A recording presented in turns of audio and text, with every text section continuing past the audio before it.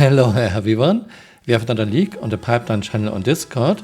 Hornet F7C Mk2 is in a 3.22.1 hotfix and there are different paint jobs. Of course, those paint jobs will be very expensive again. Maybe one fine day we are getting hex code colors. Just a short video, I thought you find this interesting and see you next time. Bye, auf Wiedersehen.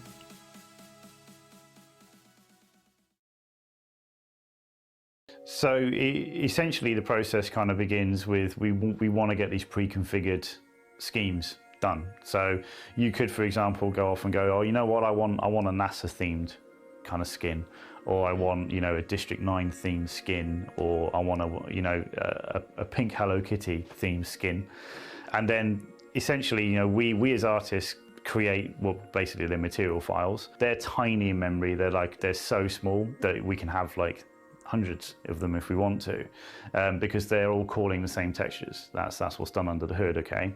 Once those material files are created and obviously named accordingly and sanity checked that the emblem is called emblem and the submaterial ID is called submaterial ID 1, 2, and 3, they have to be the same names.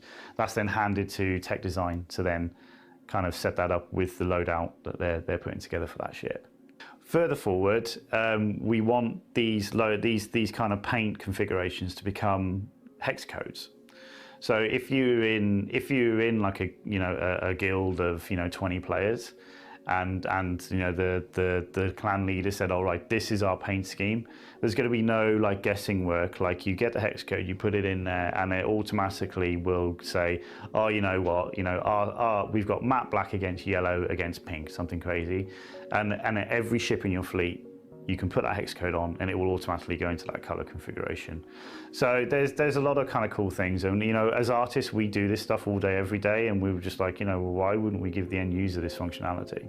So that's the overall plan. There is a lot of kind of very things you have to be careful with when you're authoring the shaders for this stuff, so it can accommodate these options, but we're on top of that, and that's kind of, yeah, it's good. That's what we're doing on the initial kind of burst of ships right now. I think it's really cool, and it's really amazing to see. Like today, I just kind of caught up with the guys and looked at what we're working on for that stuff, and there's like a fleet of 50 ships, all with different skins, all with different loadouts, and it injects color into the game. You can have your kind of personal things going on, which is kind of cool.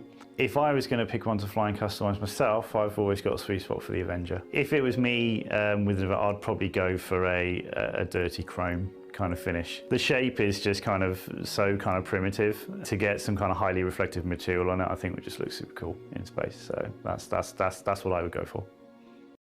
Hey, you're still here. You might want to join me on Twitter. My Twitter account is Camural_SC.